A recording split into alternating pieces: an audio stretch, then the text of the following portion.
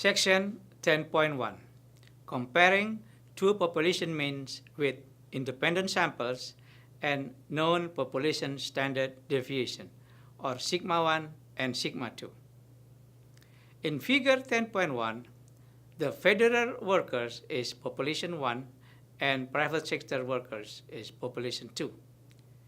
Graph 1 shows the sampling distribution for the salaries of the federal workers from a randomly selected sample of size N1 greater or equal to 30.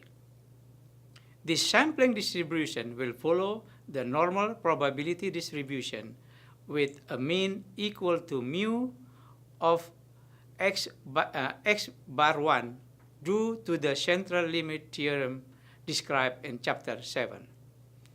Graph 2 represents the same information for the private sector salaries. Graph 3 shows the distribution that represents the difference from all possible combination of the sample mean between the federal and private sector salaries. This graph is known as the sampling distribution for the difference in means. The mean of this distribution is denoted as mu x bar 1 minus x bar 2 and is found using equation 10.1. Mu x bar 1 minus x bar 2 equal to mu of x bar 1 minus mu of x bar 2, where mu x bar 1 equal to the mean of the sampling distribution from population 1. Mu x bar 2 equal to the mean of the sampling distribution from population 2. In other words, the mean of the distribution in graph 3 is the difference between the means from graph 1 and graph 2. Throughout this chapter, x1 bar minus x1 bar 2 represent the difference in the sample mean of population 1 and population 2. The standard deviation in graph 3 is known as the standard error of the difference between two means. It describes the variation in the difference between two sample means and is found using equation 10.2. Standard deviation x bar 1 minus x bar 2 equal to square root of x bar 1 square minus divided by x n1 plus x bar 2 square divided by n2, where sigma 2 and sigma 1 and sigma 2 equal to the standard deviation for population 1 and population 2. N1 and N2 equal to the sample size for population 1 and population 2. In this section, we are assuming that the samples from the two populations are independent samples. When samples are independent of one another, the result you observe when sampling from one population have no impact on the result you observe when the sampling from the second population. Example of two independent samples. Randomly selected males and randomly selected female who own iPad are asked their age. The age of each male respondent will have no impact on the age of any female respondent. Conducting a hypothesis test to compare the difference between two means with independent sample and sigma 1 and sigma 2 known. In this section, we will look at two sample hypothesis tests when we know the standard deviation or sigma for each population. When the population standard deviation are known, we need to consider scenario.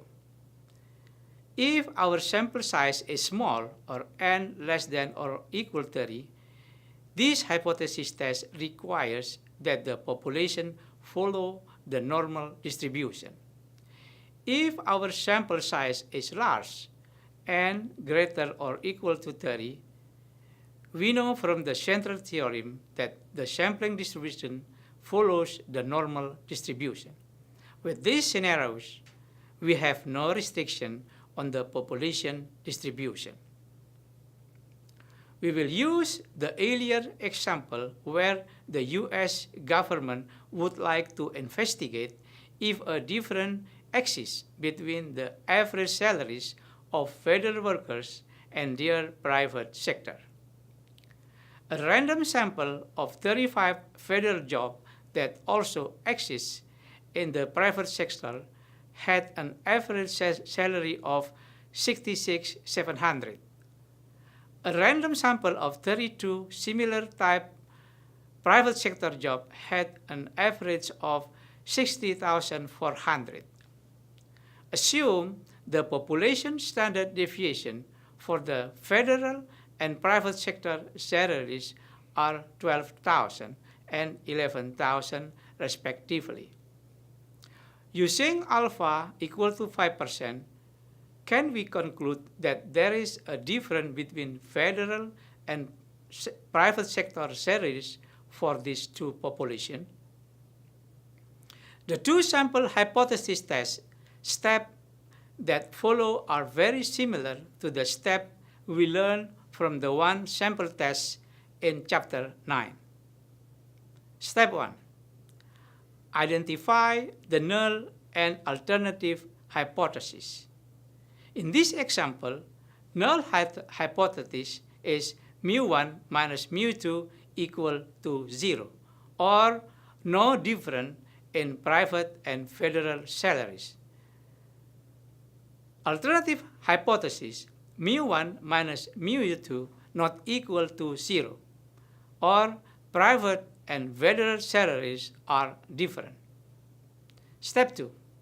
State a value for the significant level alpha. For our example, we have chosen alpha equal to 5%. Step 3. Calculate the appropriate test statistic. Formula 10.3 for the z-test statistic for a hypothesis test for the difference between two means, where sigma 1 and sigma 2 are known. Z x bar equal to x bar 1 minus x bar 2 minus mu 1 minus mu 1 of null hypothesis divided by sigma x bar 1 minus x bar 2, where mu 1 minus mu 2 of null hypothesis equal to the hypothesized difference in population mean. Sigma x1 bar 1 and x bar 2 equal the standard error of the difference between two mean. X bar 1 minus x bar 2 equal the difference in sample mean between population 1 and 2. We can find the difference between the two mean using equation 10.2. Sigma x bar 1 minus x bar 2 equal to square root of sigma 1 square divided by n1 plus sigma 2 square divided by n2 equal to sigma of 12,000 square divided by 35 plus 11,000 square divided by 32 equal to 2,809.90 cents. Therefore, z bar equal to x bar 1 minus x bar 2 minus mu 1 minus mu 2 of null hypothesis divided by sigma x bar 1 minus x bar 2 equal to 66,700 minus 60,400 minus 0 divided by 2,809.90 equal to 2.24. Step 4. determine the appropriate critical value. The test statistics shown in equation 10.3 follows the normal probability distribution. With two-tailed tests with alpha equal 5%, the critical z-score are set to alpha divided by 2 equal to 1.96. Step 5. Compare the z-test statistic or z-x bar with the critical z-score or z-alpha divided by 2. In our example, with two-tailed tests, the absolute value for z-x bar equal to 2.24 and the absolute value of the critical z-score for alpha divided by 2 equal to 1.96. Because 2.24 greater than 1.96, we come to the reject null hypothesis conclusion. In other words, we cannot say that there is no difference between the average salary of the two populations. In figure 10.2 illustrates this finding. Notice that the z-bar is in the shaded reject null hypothesis region. Step 6. Calculate the p-value. The two-tailed p-value for our salary example is calculated as follows. P-value equal to 2 times p z of x bar greater than 2.24. That's equal to 2 times 1 minus 0.9875 equal to 2 times 0.0125 or equal to 0.025 or 2.5%. The total area of the two shaded A region in figure 10.3 represent this p-value. Using table 10.3, we can compare the p-value to alpha by deciding to reject or not to reject the null hypothesis. For example, if p-value greater or equal alpha, then do not reject null hypothesis. If p-value less than alpha, then reject null hypothesis. According to table 10.3, because our p-value equal to 2.5% is less than alpha equal to 5%, we reject the null hypothesis. Step 7. State your conclusion. By rejecting the null hypothesis, we have support for the alternative hypothesis. Therefore, according to these two samples, we have evidence to conclude that the average federal salary is not equal to the average private sector counterpart.